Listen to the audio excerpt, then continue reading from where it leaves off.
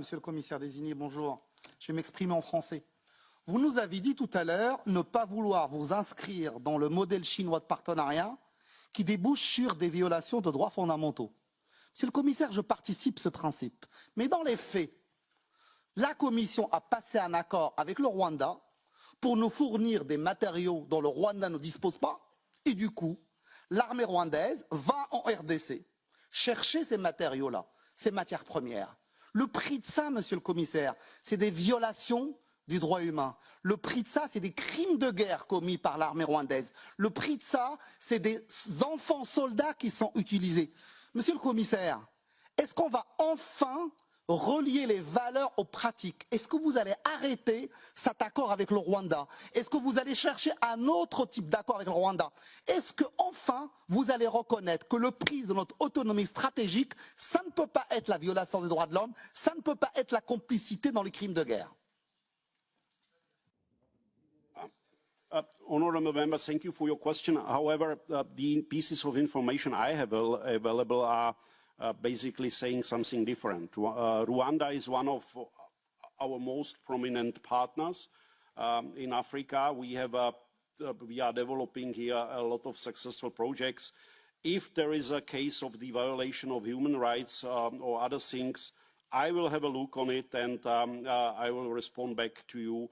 But basically, this is my level of information is not as dramatic as you told me now. So I'm not able to react immediately because basically when it comes to projects in Rwanda, I think this is one of the good cooperations we have in Africa.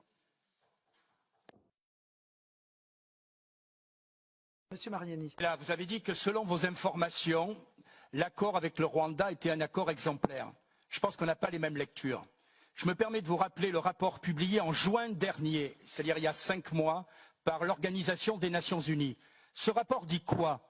Ce rapport dit que tout simplement les troubles dans la région du Kivu sont financés par le Rwanda pour voler des matériaux qui nous revend. C'est-à-dire en clair que sans le vouloir peut-être, on finance un receleur et un criminel.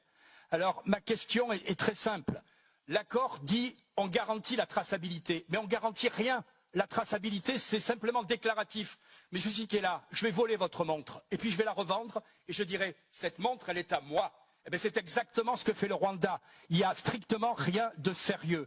Et donc je vous demande simplement si vous êtes prêts à modifier cet accord pour garantir enfin une traçabilité pour faire peut-être que ces troubles en Afrique qui ont déjà fait des milliers de morts s'arrêtent. Je vous remercie. As I already promised, I will... Bon, je vous l'ai déjà promis, je vais étudier la question, me familiariser. Vous évoquez ici des crimes, des délits.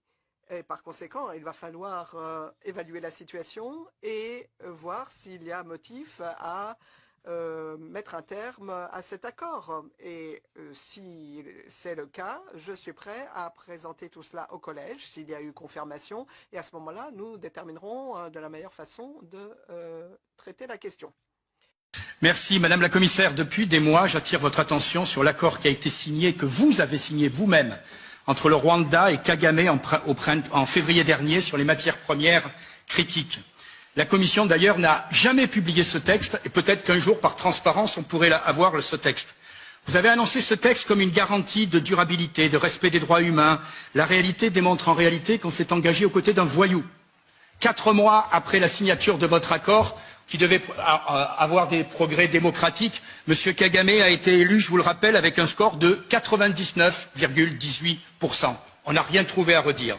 On devait avoir, paraît-il, des progrès humains. Depuis, qu'est-ce qui s'est passé? Au contraire, l'ONU, en juillet, a fait un rapport accablant qui dénonce la responsabilité de M. Kagame dans les massacres au Congo, devant lesquels nous ne faisons rien dans la région du Kivu. Enfin, la transparence. C'était un accord où on garantissait la transparence des matières premières qu'on achetait. Une étude internationale, relayée notamment par le journal français Le Monde, l'un des plus sérieux, a noté que tout cela était totalement faux. et que les éléments étaient absolument manipulés. Donc ma question est simple. Est-ce que vous êtes fiers de cet accord? Jusqu'à quand on va continuer? Et enfin, quand est-ce qu'on va le publier? Je pense que c'est la moindre des choses pour des parlementaires que de le connaître. Merci, Monsieur le Président. Thank you.